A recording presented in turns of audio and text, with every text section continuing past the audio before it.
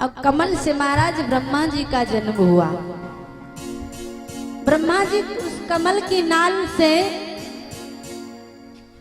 जाकर के ऊपर कमल में प्रकट हुए।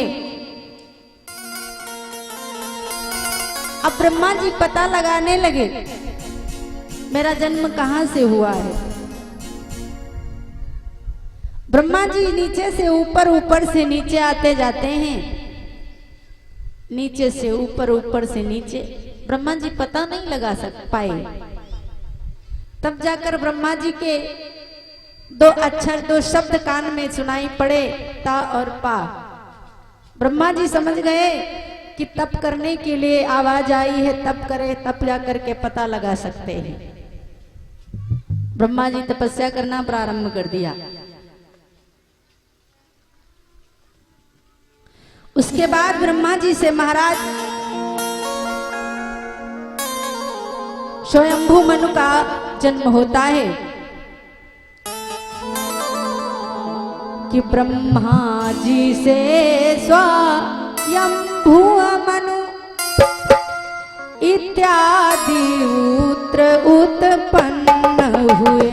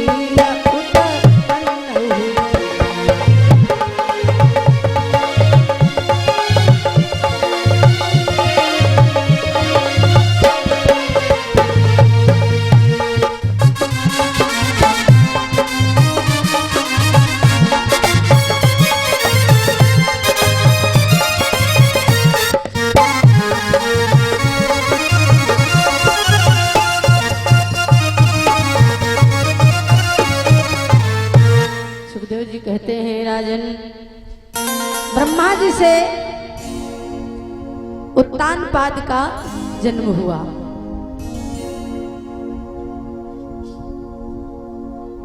महाराज ब्रह्मा जी से स्वयंभू मनु और मनु से उनके पुत्र उत्तानपाद हुए, जिनके सुखदेव जी कहते हैं जिनके पुत्र महाराज परम सरिष भक्त ध्रुव हुए।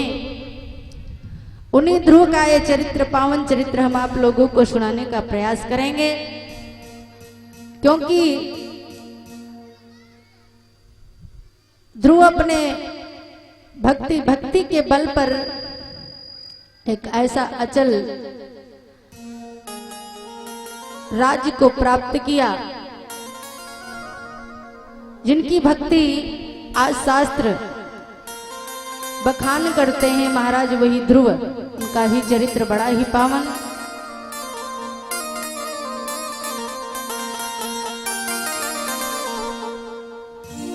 कि उनके ही ध्रुव लाल का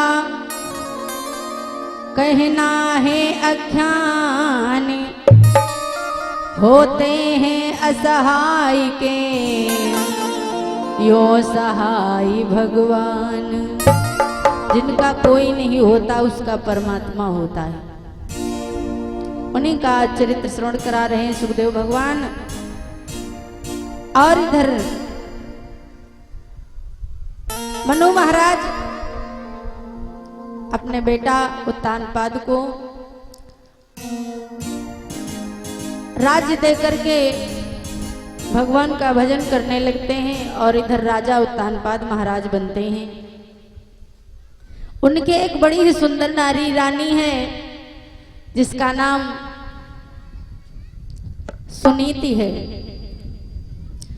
सुनीति जिस प्रकार उनका नाम है, उसी प्रकार उनके गुण हैं। सुंदर नीति का आचरण करने वाली, सुंदर नीति पर चलने वाली, जिनका सुनीति नाम है, और बड़ी ही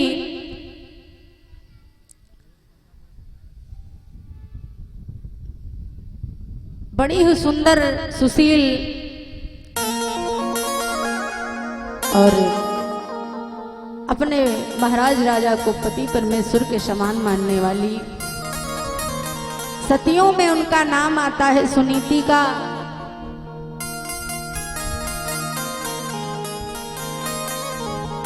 कहते हैं कि उत्तानपाद की प्रथम प्रिया कि सतियों में लेखी जाती थी।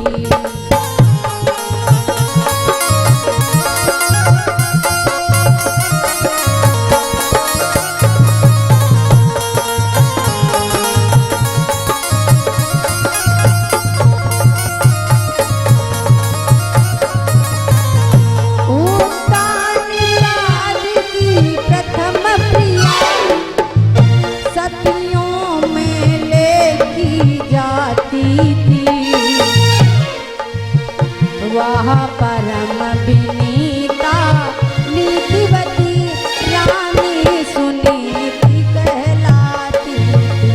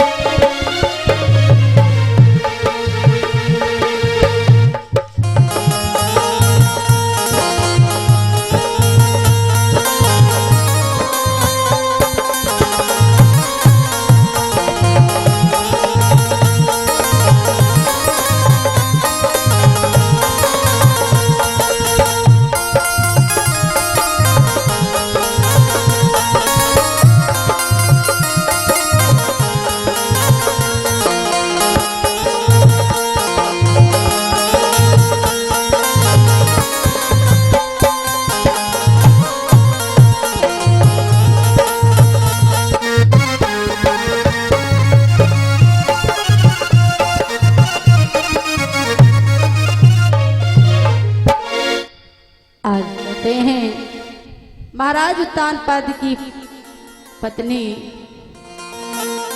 सुनीति अपने पति की खूब सेवा करती हैं। पतिव्रत धर्म का पालन करने वाली वो सती माँ सुबह से लेकर के शाम तक अपने पति की आज्ञा में रहती, पति की सेवा करती। सारे सुख वैभव है, सब कुछ है, लेकिन उनके घर में बस एक पुत्र की जरूरत है। उनके घर में कोई उत्तराधिकारी राज्य का नहीं है, बस दुख इसी बात का है और तो सारी सुविधाएं सुख है। महाराज प्रजा भी खुश है राजा उत्तानपाद से। राजा उत्तानपाद धर्मवान नीतिवान अपनी प्रजा को पुत्र के समान मानने वाले,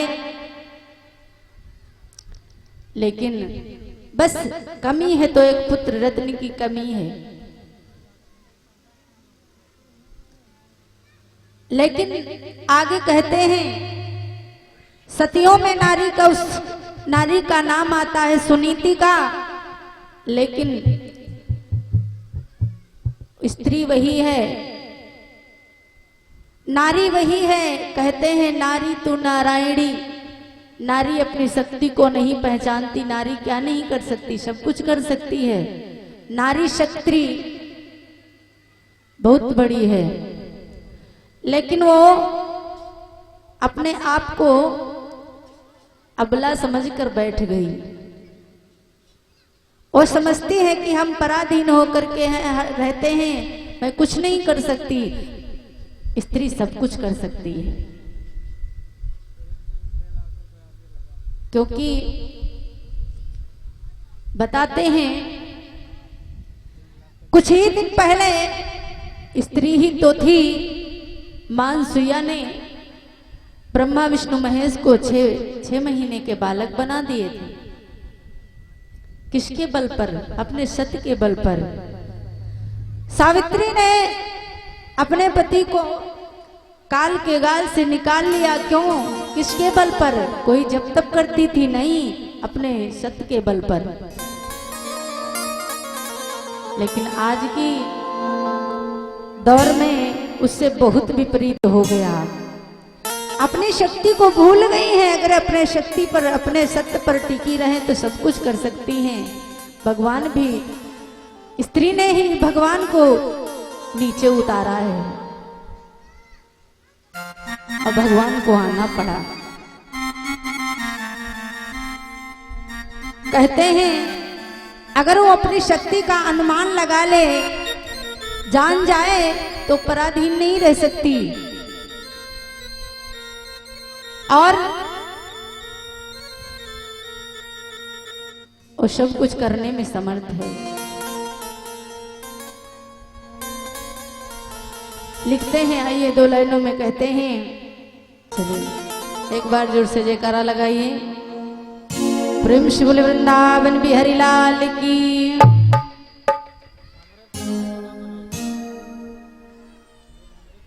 कहते हैं कि तुम ही कुछ तो दिन पहले धर्मों की रक्षा करती थी, और तुम ही हो जो अपने सत पर ज्वाला में जलकर मरती थी।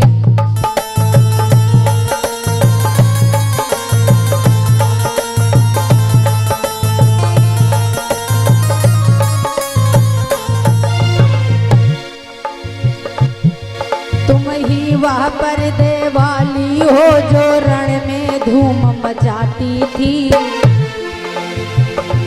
और तुम ही तो वह सुकुमारी हो जो हट कर तेग चलाती थी।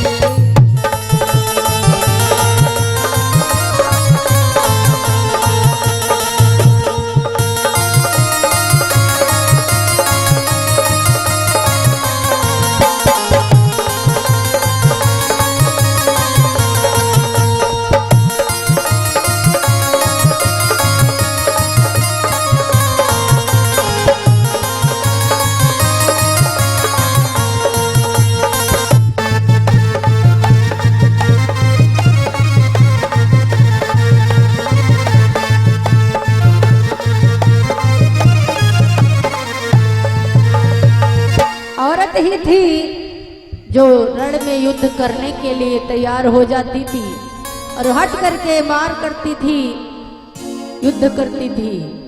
लेकिन आज बस इतना है, आराम की ही सबको जरूरत है, वो चाहे स्त्री हो चाहे पुरुष हो।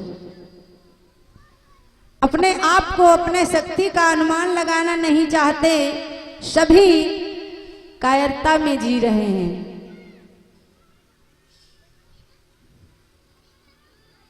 आइए, लेकिन उधर सुनीति मैया अपने फर्ज का बखूबी निर्वाह कर रही हैं। एक दिन की बात हुई, सुनीति को बड़ा दुख हुआ, महाराज को बुलाया और महाराज के पास बैठ करके एक बात कही, स्वामी अपने पास सब कुछ है लेकिन एक पुत्र रत्न नहीं है, इसी की मुझे चिंता सता रही है, अब क्या करें।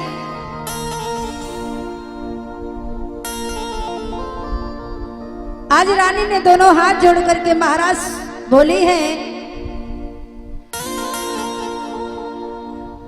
कि रानी ने दोनों हाथ जोड़े, उत्तान पाद को समझाया और हे नाथ अभागिनी दासी ने इस कुल को बंटा लगवाया।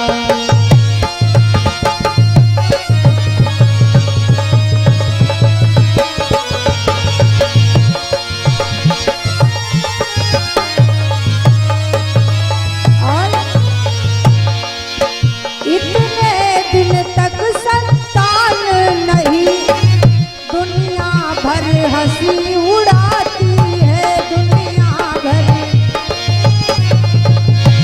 महाराज निर्बल कहलाते हैं और दासी बांझ कहलाती है।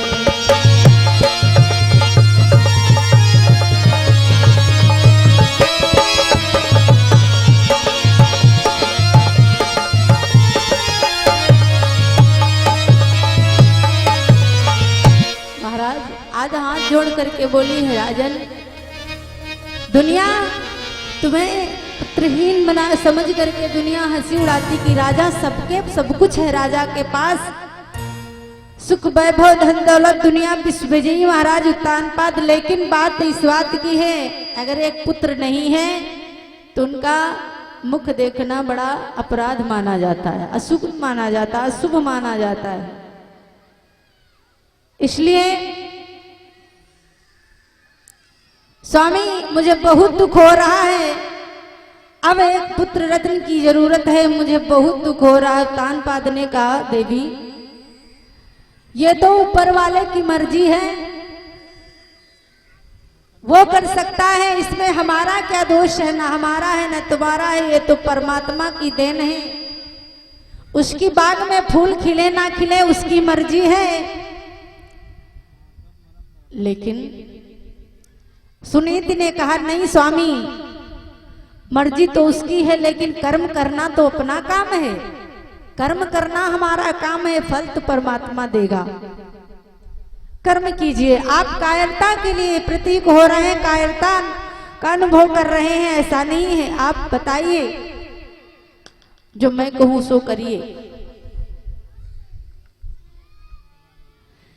तब सुनीति कहने लगी सुनिए प्राण आधारी, ओ है हम लोगों के लिए कर्म क्षेत्र संसार, कर्म ही सब कुछ है इस दुनिया में, इसलिए कर्म करो महाराज। सुनीति ने कहा कर्म करो प्रभु, क्या कर्म करें? बोली सुनो।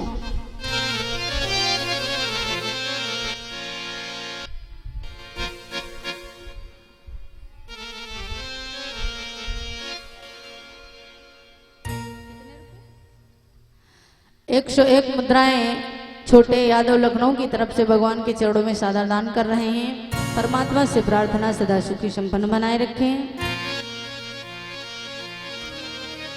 कहा महाराज मेरी एक बात मानो, अगर संतान नहीं है तो आप दूसरा विवाह कर लीजिए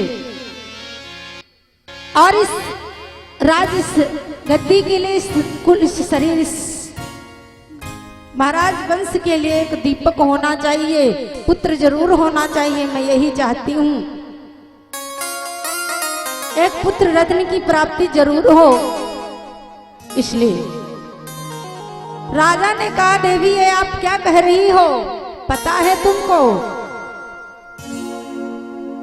आपके होते मैं दूसरा विवाह कैसे कर सकता हूं? सुनीति ने कहा महाराज मैं ये कुछ नहीं जानती, मुझे पुत्र चाहिए, अगर हमारे हमसे नहीं हो सकते लेकिन आप दूसरा विवाह करेंगे जरूर होंगे और उस राज्य के उत्तराधिकारी और इस पुत्र सुख की प्राप्ति हमें भी होगी।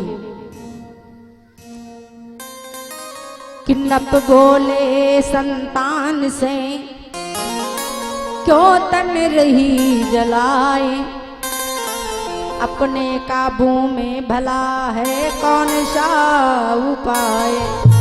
महाराज राजा ने समझाया, कहा देवी तुम मान नहीं रही हो, उस ईश्वर की सृष्टि में हम क्या कर सकते हैं, उसकी मर्जी है और जब वही चाहेंगे सभी होगा और उसमें हम हस्तक्षेप नहीं कर सकते हैं।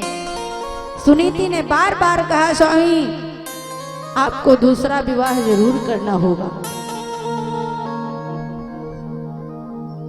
राजा ने कहा, तुम्हें नहीं पता दूसरा विवाह का क्या मतलब होता है। अगर दूसरा विवाह करके लाएंगे तो आप दिन रात जलती रहेंगी, दिन रात मरेंगी और शौच का डाह बहुत बुरा होता है। सुनीति ने कहा, महाराज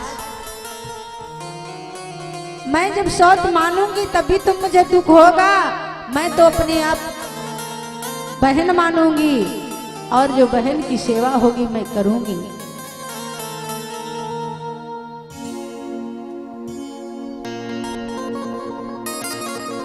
आज राजा कहने लगे हैं, महाराज देवी आप समझ नहीं रही हो। लेकिन सुनीति कहने लगी, स्वामी हाथ जोड़ करके बोली है, मुझे ये सुख साथ धन दौलत कुछ नहीं अच्छा लगता है। अगर घर में नन्हा मुन्ना बालक नहीं खेलने के लिए,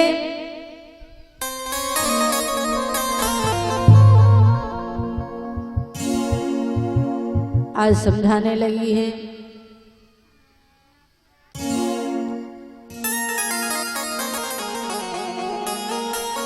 कि लगता है मल कुल मौत भवन में कुल न खाए जाता है।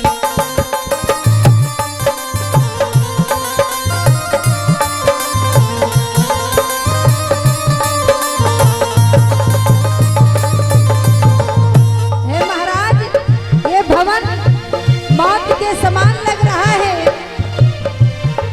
लगता है बिल्कुल मौत भवन व्याकुल कर खाए जाता है। कुल दीपक वे बिन राज भवन बिल्कुल मरघट कहलाता है।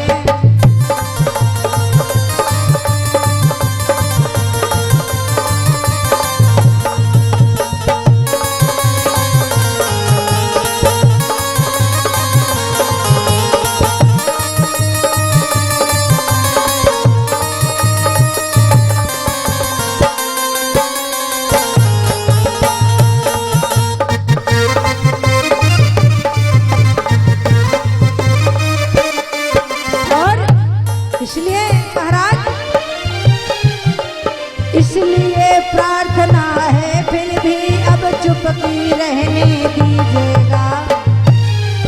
यदि एक ब्याह से पुत्र नहीं तो ब्याह दूसरा कीजिएगा।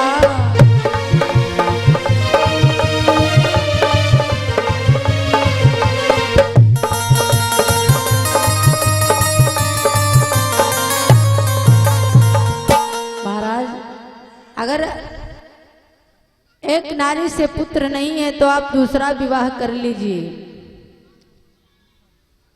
कि ब्याह दूसरे का वचन सुन न सके नरपाल, अशोक मोह संकोच से कहा हृदय का हाल। महाराज जब ऐसी बात सुनी तो संकोच बस हृदय पर हाथ धर करके बोले, महारानी आप ये क्या कह रही हो, आप इसका परिणाम नहीं जानती, बहुत भयानक होगा। आप अभी कर रही हो, कह रही हो दूसरा विवाह कर लो। आज राजा कहने लगे, सुनो देवी आपको ये पता नहीं है कि दूसरा विवाह करने का मतलब क्या है। अगर दूसरी नारी इस घर में आ जाएगी तो आप चैन से नहीं जी पाएंगी। सुनीति नहीं मानती हैं, कहती नहीं महाराज, अगर मैं गंगा हूं तो अपनी बहन को यमुना मानूंगी और हृदय से लगा करके उसको रखूंगी। जो कुछ सेवा होगी मैं उस बहन की सेवा करूंगी। आप कह रहे हैं कि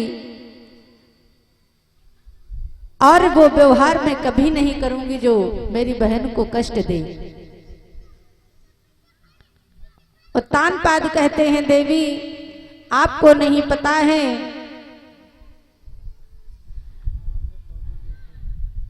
कि अगर हर दुनिया की औरत ये चाहती है मौत स्वीकार कर सकती है लेकिन सौत नहीं स्वीकार कर सकती। आज राजन कहने लगे देवी सुनो कि है मौत बुरी लेकिन अच्छी, जो एक ही बार वो आती है।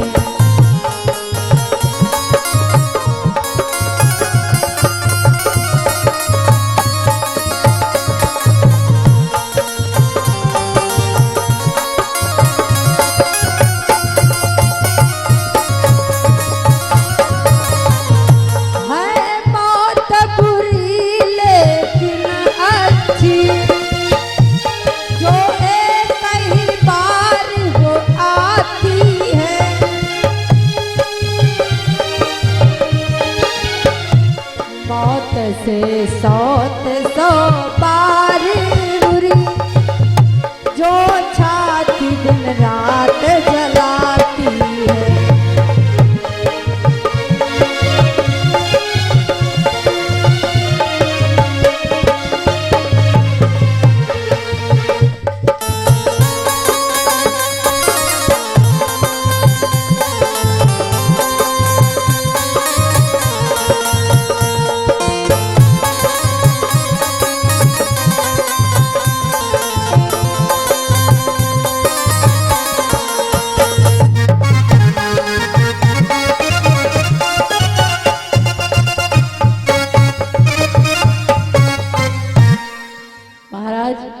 कहने लगे देवी तुम्हें नहीं पता है, मौत आ जाए औरतें स्वीकार कर सकती हैं लेकिन दूसरा विवाह करके ले करके आए और सौत घर में हो जाए और ये पता चल जाए तो उनके लिए सब कुछ त्याग देना मौत के लिए स्वीकृत हो जाती है, लेकिन ये बात बर्दाश्त नहीं कर सकती। राजा आज कहने लगे देवी तुम्हें नहीं पता है, संसार में जिसने 2 विवाह किए हैं, जिनको अनेकों रानी है, उनके दिल से पूछो क्या हाल है, लेकिन मजबूरी है, करे तो क्या करे, निर्वाह तो करना है। लेकिन जिन्होंने ब्याह किया उनका वो तो तबाह हो गए। आइए आज राजा समझा रहे हैं लेकिन समझती नहीं है रानी। कहते हैं कि हुए जिनके ब्याह वो तबाह हो गए,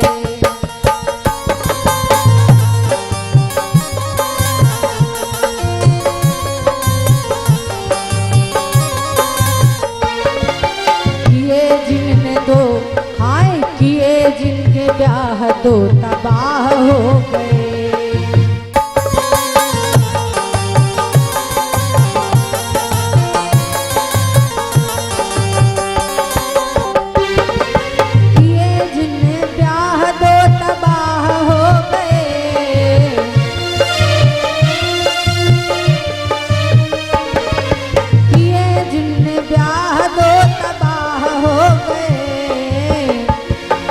किए जिन ब्याह वो तबाह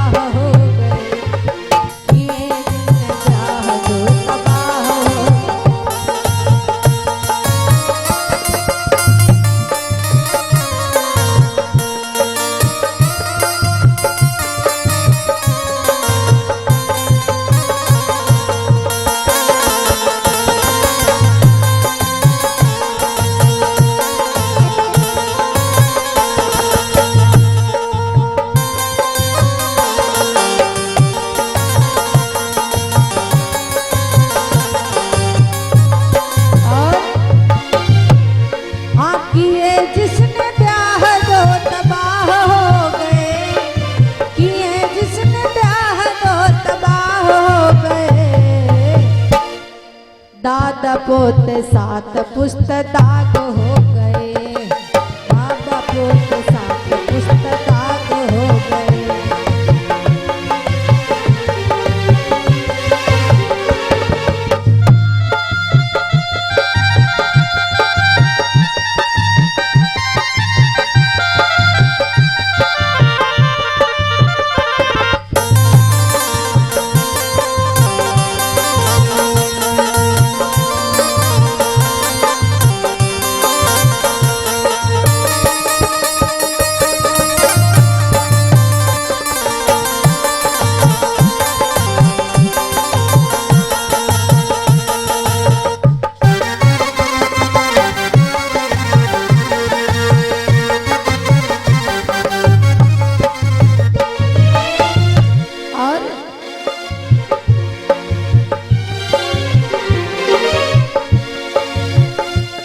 रो रो के काटते